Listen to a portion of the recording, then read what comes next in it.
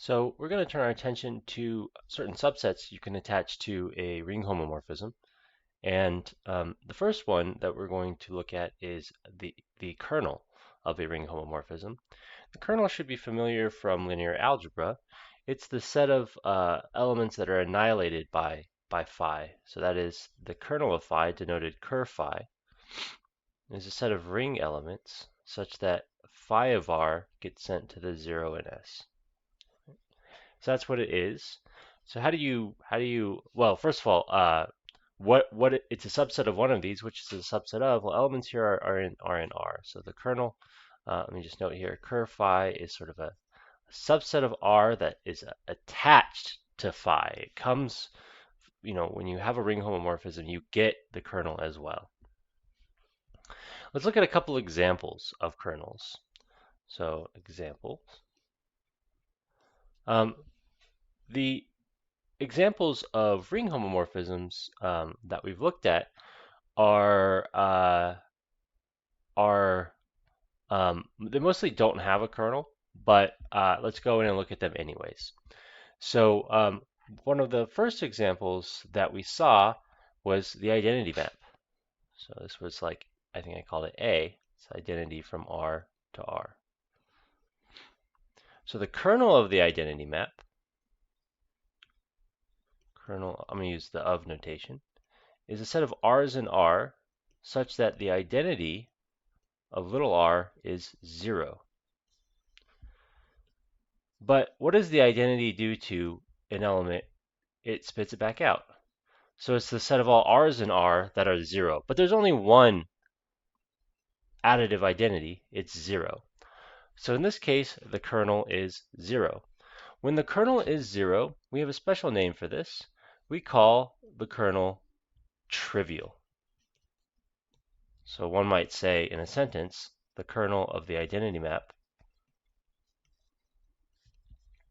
is trivial. And the reason is because if you recall the last video, 0 is always in the kernel. A homomorphism will always send 0 to 0. So that means that 0 is always in the kernel. Let's actually put it up here as well as one of our facts. And there's never any doubt about that. We proved that it's always there, although it wasn't stated exactly like that. And so in particular, the kernel always has 0. So we say it's trivial if what it always has is what it is. Okay? So this is sort of the bare minimum, and it's trivial if you're the bare minimum. All right, great. So we looked at the identity of R. We also looked at the negation map, which was only a homomorphism in the case where 1 was -1, but in which case it reduces to the identity map. So we're not going to do that. Let's look at the Frobenius. Yeah, why not? So I think I called that C maybe. So the Frobenius from F2 adjoin X to F2 adjoin X, so polynomials over F2 to polynomials of F2. Remember what this did is if you gave me a polynomial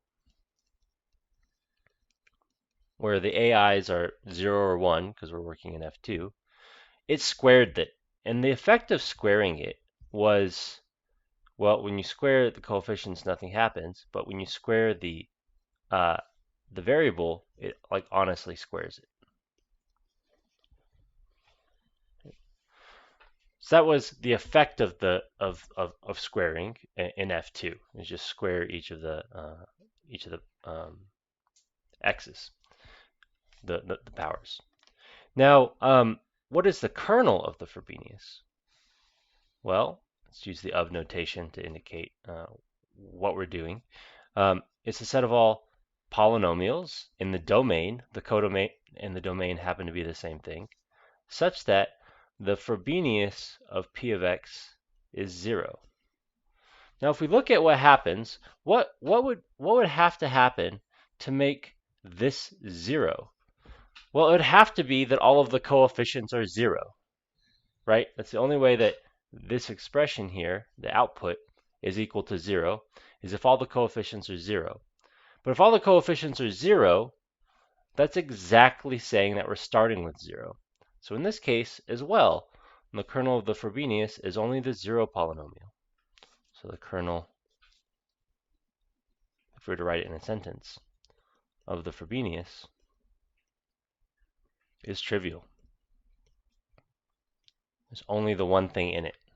And I'm going to use 0 for the 0 polynomial. Cool. Another example that we looked at, which I think I maybe called D, although I don't remember,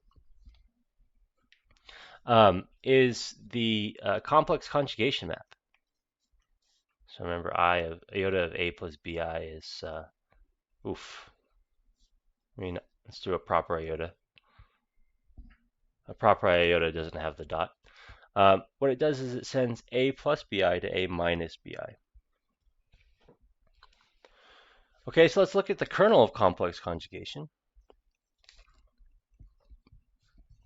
So it's a collection of a plus bi's in C, such that when you plug it into iota, you get the 0 complex number. And the 0 complex number is 0 plus 0i. Now what does iota do to a plus bi? It just negates the imaginary part. But the only time that these guys match is if a is 0 and negative b is 0, which in particular tells us that b is 0. So the kernel of complex conjugation is again just the 0 element, in this case 0 plus 0i. So we would say again, the kernel of complex conjugation, it's always good to be more descriptive than less descriptive, so we'll write out complex conjugation instead of saying iota, is trivial. That's what we learned. Now we might ask, well, is this a stupid definition, Bronson? Is it always, is this just always 0? The answer is of course not. Let's look at another map that we looked at, which I think I called E, although again, I don't remember. E was evaluation at 0, which we can view as a map from Z adjoin X to Z. And if we evaluate at 0, what did we do? Well, if we plugged in some polynomial P, we just stuck in 0, and plugging in 0 kills everything that has an X attached to it. So this is just the constant term of P. It's to pick out the constant term.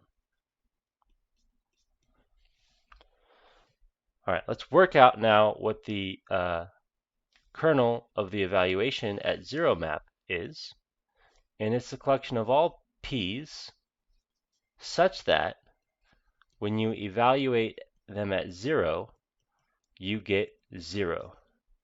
What this is telling us is it's saying that the constant term of P is 0.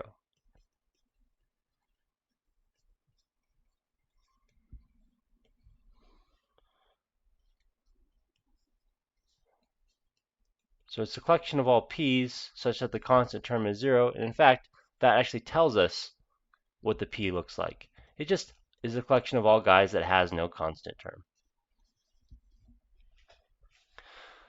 So the kernel of the evaluation map is non-trivial this time. And it's actually quite big.